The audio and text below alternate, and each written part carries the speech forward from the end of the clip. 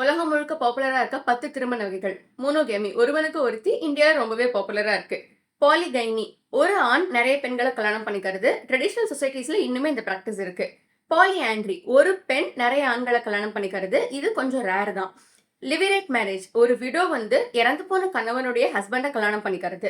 சொரோரேட் marriage ஒரு widower அந்த ஆண் வந்து இறந்து போன தன்னுடைய மனைவியுடைய சிஸ்டரை கல்யாணம் பண்ணிக்கிறது.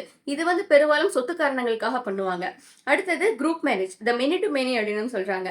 அதாவது ஒரு குரூப்புக்குள்ள இருக்கிற ஆண்களும் பெண்களும் அவங்கள திருமணம் செஞ்சுக்கிறது. அடுத்ததா காமன் லா மேரேஜ் அதாவது இந்த திருமணத்துக்கான எந்த ஒரு ப்ராப்பர் சடங்கு சம்பிரதாயங்கள்லாம் இல்லாம சும்மா ஒரு லிவ் இன் ரிலேஷன்ஷிப்போட ஒரு மாடிஃபைடு வெர்ஷன் மாதிரின்னு வச்சுக்கலாம். இது வந்து கொஞ்சம் கமிட்மெண்ட்ஸ் கம்மியா இருக்கும் இதுல. அடுத்தது ட்ரையல் மேரேஜ் கப்பிள்ஸ் எல்லாம் வந்து கல்யாணம் ஃபிக்ஸ் ஆகானதுக்கு அப்புறமா கொஞ்ச காலம் 2 பேரும் ஒண்ணா வாழ்ந்து பார்த்து அது செட் ஆகுமா ட்ரை பண்ணி பார்க்கறது. இது ஒரு மேரேஜுடைய பீட்டா வெர்ஷன் மாதிரின்னு வச்சுக்கோங்களேன். அடுத்தது செல்ஃப் மேரேஜ் சோலோகேமி எனக்கு நானே அவங்கள கல்யாணம் பண்ணிக்கிறது. ஃபைனலி 90s கிட்ஸ் உடைய மேரேஜ் நடப்பது உறுதி தேதி பின்னர் அறிவிக்கப்படும்.